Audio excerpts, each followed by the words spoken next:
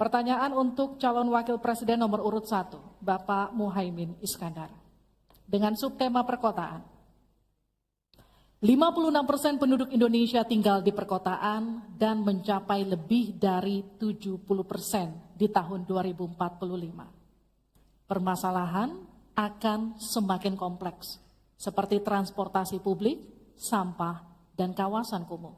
Pertanyaannya, bagaimana strategi paslon menyiapkan instrumen fiskal khusus untuk mengatasi masalah tersebut? Waktu Bapak untuk menjawab 2 menit. Kita mulai ketika Bapak mulai berbicara. Silakan. Terima kasih. Perkotaan ini menjadi kebutuhan untuk terus menjadi bagian dari pembangunan nasional kita. Di antara kebutuhan pokok dari perkotaan ini adalah infrastruktur yang memadai. Dan dalam kerangka agar tidak terjadi penumpukan penduduk di dalam satu perkotaan, maka pembangunan perkotaan harus dibikin merata di berbagai tempat.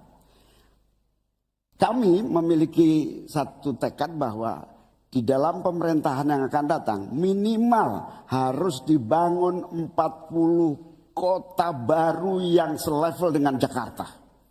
Dengan kemampuan menampung jumlah penduduk, memberikan sarana dan prasarana yang memadai, sekaligus kemampuan untuk terjaganya lingkungan yang memungkinkan untuk sehat. Termasuk kehidupan yang memberikan kenyamanan bagi seluruh penduduknya. Di mana perumahan tidak terlampau jauh dari pusat-pusat pekerjaan, di mana akses pendidikan bisa sampai pada yang dibutuhkan. Sementara fiskal yang dibutuhkan, kita harus pandai-pandai mengambil prioritas. Sekali lagi, kita bukan setuju atau tidak setuju IKN. Yang paling penting adalah prioritas kepemerataan dan keadilan agar terbangun kota-kota sehingga sarana air bersihnya terwujud. Balikpapan kasihan, Banjarmasin kasihan, Pontianak kasihan. Karena apa? Kota-kota ini dalam waktu singkat bisa kita sulap menjadi lebih baik. Karena apa? Fiskal yang kita sediakan dirata adilkan di masing-masing perkotaan. Terakhir, bahwa perkotaan membutuhkan pendanaan, kita harus libatkan investasi swasta yang kita beri kepercayaan lebih baik lagi. Terima kasih. Saya berikan kesempatan kepada Pak Gibran, Cawapres nomor 2 untuk menanggapi. Waktu Anda 1 menit, silakan. Gus Muhaimin ini agak aneh ya. Pengen bangun kota selevel Jakarta tapi nggak setuju sama IKN. Tapi ya monggo lah ya, nggak apa-apa. Yang jelas untuk permasalahan perkotaan kita harus menggarap transportasi umumnya. Kita pastikan transportasi umum ini aman, nyaman, terutama bagi kaum disabilitas, lansia, dan anak-anak. Lalu kita pastikan transportasi umum ini ada digitalisasinya. Sekarang kan sudah ada teman bus. Nah ini harus kita replikasi di beberapa kota juga. Lalu untuk mungkin di level-level kota kecil kita pakai skema buy and service. Sehingga masyarakat bisa mencoba menggunakan transportasi umum secara gratis.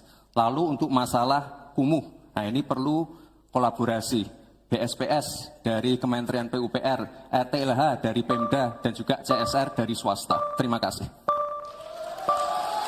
Harap tenang. Terima kasih. Waktu Anda masih tersisa? Cukup. Ya.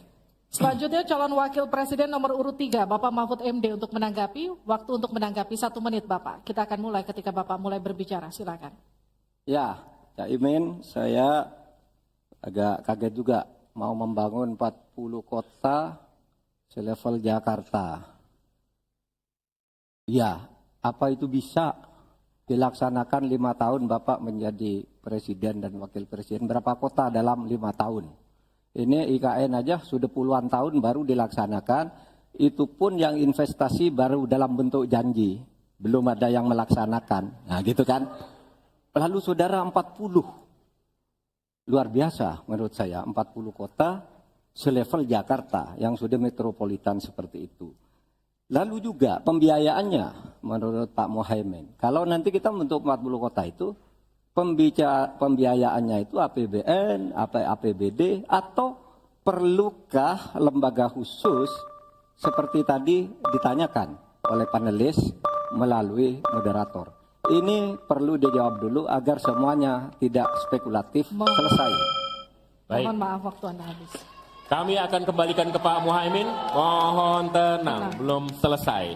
Pak Muhaimin, waktu Anda untuk menanggapi atas tanggapan dari Pak Gibran dan Pak Mahfud. Waktu Anda silakan. Ya, yang saya sampaikan seperti Jakarta itu memiliki standar upaya sampai menuju Jakarta.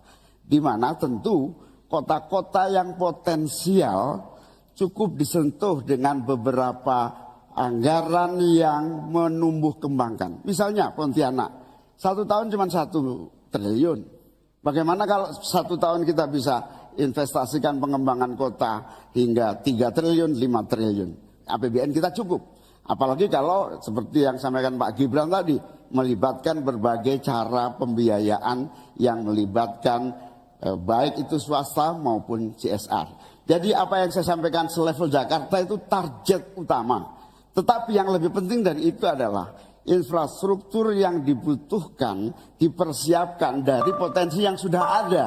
Sehingga dalam waktu singkat kota-kota 40 kota itu benar-benar sudah menggunakan potensi yang sudah dimiliki yang ada.